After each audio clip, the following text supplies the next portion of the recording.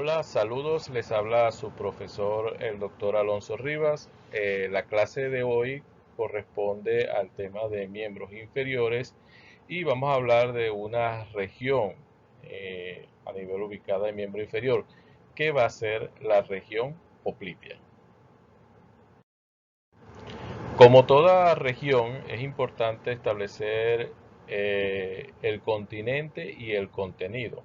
Entonces, primero vamos a hablar del continente, es decir, dónde está ubicado y cuáles serían sus límites de esta región. Entonces, ¿dónde vamos a encontrar la región poplitea? La vamos a encontrar situada detrás de la articulación de la rodilla, es decir, en la parte posterior de esta importante articulación del miembro inferior. Ella se va a extender en su límite superior trazando una línea imaginaria por el plano epicondilio, es decir, a nivel de los epicóndilos de los cóndilos femorales, tanto interno como externo. Y hacia abajo, su límite inferior va a estar ubicado a nivel, trazamos una línea imaginaria por la tuberosidad anterior de la tibia. Si la vemos de una vista posterior, vemos que va a tener una forma romboidal, ¿ok? Y va a ser, es decir, va a ser hueca, va a ser con una depresión, va a ser cóncava. Ok, entonces una vez que hemos delimitado, o sea, hemos ubicado dónde está la región poplitea, sabemos sus límites superiores, sus límites inferiores, su forma, vamos a ir viendo cómo es la constitución de esta región y vamos a ir describiéndola desde un plano superficial a un plano profundo. En el plano superficial, lo más superficial que encontramos va a ser la piel, que se define como una piel fina y móvil. Debajo de esta vamos a encontrar un panículo adiposo subdérmico no muy abundante. Y así posteriormente seguimos siendo más profundos y vamos a encontrar después lo que es la fascia superficiales, superficialis o superficial. Entonces tenemos estas tres capas en el plano más superficial. Seguimos viendo en cuanto a la constitución las diferentes capas que vamos a ir encontrando de superficial a profundo. Ahora encontramos después la aponeurosis. Esta aponeurosis de la región poplitea es una aponeurosis que es fibrosa y muy resistente y va a emitir una serie de reforzamientos o tabiques que van a ir en sentido antero-posterior, que de adelante hacia atrás, lo que le va a dar esa resistencia a esta región. Ahora bien, después de esa aponeurosis vamos a encontrar capas subaponeuróticas, es decir, debajo de esa aponeurosis vamos a encontrar entonces lo que se llama ya ahora el hueco popliteo. Aquí encontramos ya lo que son los diferentes grupos musculares que van a delimitar esta región poplitea. Vamos a encontrar, por ejemplo, en esta forma romboidal, una pared superoexterna que estaría ubicada acá, que va a estar delimitada por este músculo acá, que es el bíceps crural o bíceps femoral.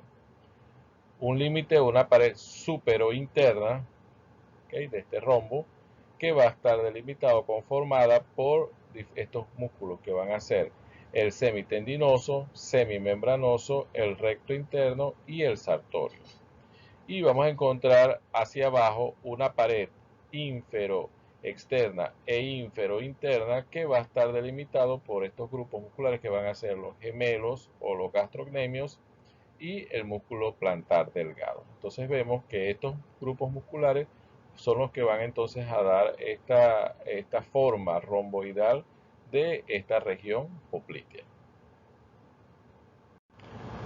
Ahora, una vez que hemos establecido la ubicación de la región poplitea, vimos las diferentes capas que vamos encontrando de superficial a profunda, vimos cómo se delimita esta región de forma romboidal. Ahora vamos a ver cuál sería el contenido de esa región o hueco popliteo. Entonces, hay quienes la describen que tiene una celda posterior o superficial y una celda anterior o profunda. Estas dos celdas van a estar divididas por una aponeurosis, llaman aponeurosis profunda, que va a dividir entonces esa celda en una anterior y una posterior.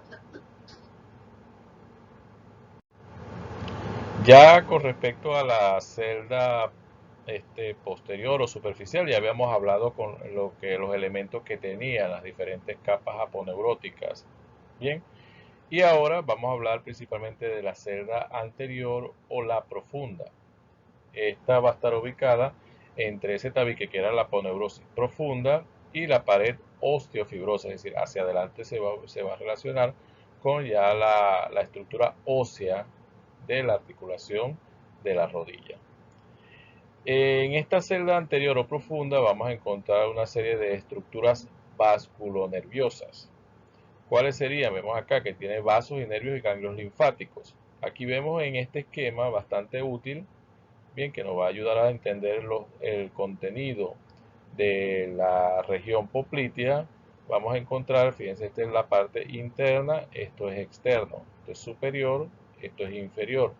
Vamos a encontrar entonces a la arteria y la vena poplitea, que la vamos a ver. Entonces aquí tenemos la más medial, vamos a encontrar a la arteria poplitea, y un poco por fuera de ella vamos a encontrar a la vena poplitea acompañándola. Vamos a encontrar siempre acompañando al sistema venoso los ganglios linfáticos popliteos. Vamos a encontrar también que va llegando la vena safena externa, y la parte más interna de esta región poplitea vemos en amarillo que va a ser la estructura nerviosa, que va a ser el nervio ciático mayor, ¿okay? Que entonces con sus divisiones en el nervio ciático popliteo externo y el nervio ciático popliteo interno. ¿Okay? Entonces vemos que este esquema es bastante útil para entender esta forma romboidal con sus límites. Vemos que desde el lado acá interno, como le había dicho, teníamos el semitendinoso, semimembranoso. En el lado supero externo teníamos al bíceps crural o bíceps femoral, y sus límites interno e infero externo teníamos a los gemelos. Tenemos que hablar entonces de estos elementos vasculonerviosos de importancia que pasan en esta región, ¿okay? En la región poplitea. Entonces, uno de ellos, por supuesto, va a ser la arteria poplitea. La arteria poplitea, que no es más que la continuación de la arteria femoral superficial, pasando por el canal de los aductores, entonces ella penetra en la región de poplitea por el anillo del tercer aductor, es decir, por aquí pasa, y entonces ella viene de la parte anterior interna y después se va hacia la parte posterior, y entonces esta arteria femoral superficial, al salir por acá, se convierte en la misma arteria pero recibe el nombre de arteria poplitea. Entonces la vemos que ella empieza a descender en forma oblicua hacia abajo y un poco hacia afuera. Recuérdense que entonces este va a ser un elemento muy importante. Estamos hablando de elementos que van a ubicarse en esta región. Ella posteriormente va descendiendo y va a llegar casi en forma vertical por el anillo del sóleo. Es decir, va a ser una apertura que va a dar el músculo sóleo.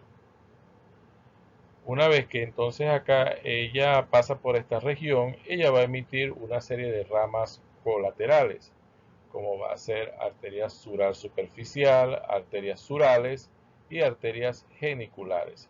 Todas estas arterias que se van a ubicar en esta región son para irrigar o nutrir los diferentes elementos que conforman la articulación de la rodilla.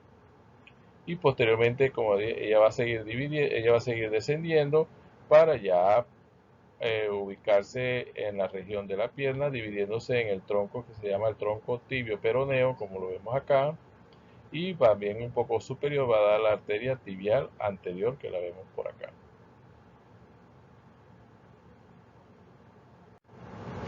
El otro elemento vasculonervioso que ubicamos en la región poplitea, vemos entonces la vena poplitea, que va a ser, por supuesto, una vena homónima y satélite a la arteria poplitea. Como dice aquí, acompaña a la arteria poplitea, la podemos ver en esta región, y entonces en ella van a desembocar diferentes ramas colaterales que son homónimas a de las arterias surales, arterias geniculares, que entonces van a drenar la sangre que va a ser utilizada en esta región, tanto en la región poplitea como en la articulación de la rodilla.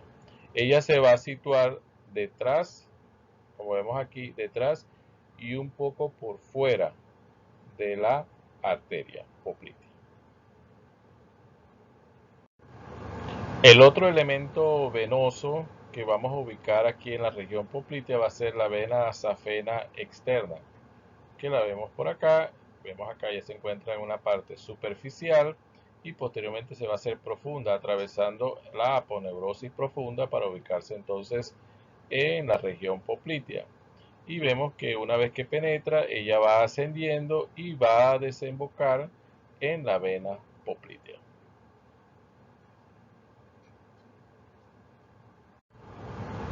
Ya hablamos de los elementos vasculares que encontramos en la región poplitea. Ahora, los elementos nerviosos, principalmente vamos a encontrar a lo que es este nervio, que es el nervio ciático mayor, que viene desde la región posterior del muslo y entonces viene descendiendo y va a pasar por la región poplitea. Entonces, cercano al ángulo superior de este rombo, de esta región romboidal, que es la región poplitea, por lo común el nervio ciático se va a dividir en dos ramas principales, que va a ser el nervio ciático popliteo externo, que lo vemos por acá, y otro que va a descender, que va a ser el nervio ciático popliteo interno. Entonces vemos que esto es lo más común en esta división. A veces el nervio ciático mayor puede tener una división superior, o sea, por encima, o sea, la división puede ser a nivel de la región posterior del muslo. Entonces ya cuando pasa por la región poplitea, ya no pasa el nervio ciático mayor, sino que va a pasar es el nervio ciático popliteo externo y el nervio ciático popliteo interno. Pero lo más común es que en la región poplitea es cuando se divide este nervio ciático mayor. Vamos a hablar un poco de estas dos ramas importantes del nervio ciático mayor. Como les dije, que uno es el nervio ciático popliteo interno, también conocido, en algunos lo pueden encontrar con el nombre del nervio tibial, y sus ramas, sus raíces van a ser de L4 hasta S3. Lo vemos entonces que este nervio, que lo vemos descendiendo por acá, él desciende en forma vertical. Vemos que se ubica por detrás y por dentro, es decir, en lo más interno de los vasos popliteos, y él va a ser cruzado por la vena safena externa. En este trayecto, él va a emitir una serie de ramas colaterales, que van a ser ramas musculares para los gemelos, para el sóleo, para el plantar delgado y también para el popliteo. Va a dar también una rama sensitiva, va a dar también el nervio safeno externo, o también llamado cutáneo interno sural. Entonces, esas van a ser las diferentes ramas que van a salir del nervio ciático popliteo interno a nivel de la región poplitea. Ahora tenemos la otra rama del nervio ciático mayor, que va a ser el nervio ciático popliteo externo. También lo pueden encontrar con el nombre del peroneo común. Y sus raíces van a estar constituidas desde L4, L5, S1 y S2. Aquí lo podemos ver. ¿Okay? Vemos entonces que su trayecto es oblicuo hacia abajo y hacia afuera, y que va por el borde interno del bíceps femoral o bíceps crural. Él va a llegar, entonces va descendiendo y va a llegar a la cabeza del peroné. Y ahí va a contornear entonces la cabeza del peroné, como vemos por acá. Como vemos cómo va contorneando. Él va a penetrar en el músculo peroneo lateral largo y ahí se va a dividir en los nervios peroneo superficial y peroneo profundo. Él va a originar dos nervios cutáneos, es decir, la parte sensitiva, que va a ser el nervio cutáneo lateral sural y el comunicante sural. entonces vemos como este nervio que va pasando por la región poplitea dirigiéndose hacia la parte lateral de la pierna, entonces él va a emitir entonces una serie de ramas para principalmente van a ser sensitivas para esta región. Entonces estos serían los elementos más importantes de conocer de la región poplitea y muchas gracias por su atención.